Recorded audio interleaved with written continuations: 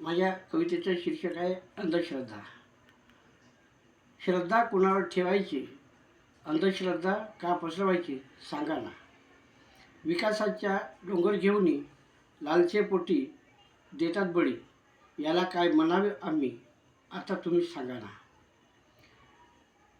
अंधविश्वासाच्या केला त्याग, चमत्कार कसे दिसतील, श्रद्धेपेक्षा अंधश्रद्धेवर राहणारे पोट कसे भरतील सांगा ना.